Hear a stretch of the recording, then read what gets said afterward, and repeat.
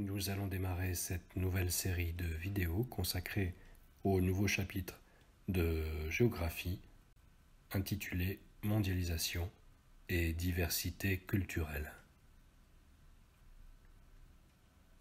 Qu'on se trouve aujourd'hui en Afrique, en Asie, en Europe ou en Amérique, on mâche du chewing-gum, on a aussi un compte Facebook, WhatsApp, Snapchat, on connaît tous Lady Gaga ou Jay-Z, on a tous vu ou entendu parler des films comme Avengers ou Star Wars, et cela amène donc à s'interroger sur l'avenir des identités culturelles aujourd'hui.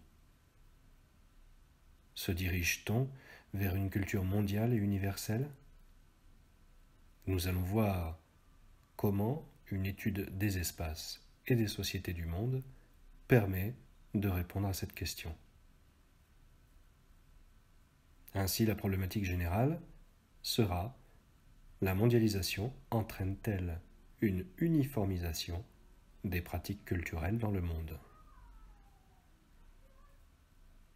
La première vidéo s'intitule « L'émergence d'une culture mondiale ». Elle répond à la problématique suivante: comment la mondialisation a-t-elle donné naissance à une culture mondiale ? Les moyens de diffusion de la culture se sont multipliés aujourd'hui. La radio, la télévision et Internet ont pénétré tous les continents.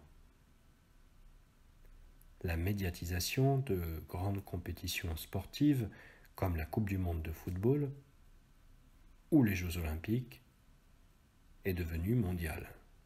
Le développement du téléphone portable avec Internet a développé nos relations sociales. L'offre d'informations n'a jamais été aussi abondante dans l'histoire de l'humanité. En 2018, le moteur de recherche Google référençait 130 000 milliards de pages Internet. Des agences d'information comme l'AFP ou encore Reuters, ainsi que les chaînes d'information en continu, diffusent en temps réel des événements retentissants comme l'élection de Barack Obama en 2008. Les informations circulent donc en quantité et à un rythme de plus en plus rapide sur la planète. Néanmoins, ces informations proviennent de centres d'impulsion qui influencent cette culture mondiale. On voit ces centres d'impulsion en violet sur la carte. L'Occident concentre ces centres d'impulsion. Ainsi, le cinéma américain, par exemple, est largement diffusé et domine la planète grâce à ses célèbres sociétés de production. Pour exemple, le film Titanic de James Cameron, sorti en 1997, a attiré 500 millions de spectateurs dans les salles de cinéma à travers le monde. Et avec ces films, c'est une langue et une culture qui s'exportent. On parle alors de soft power. Et les films ne sont pas le seul produit culturel qui alimente ce soft power.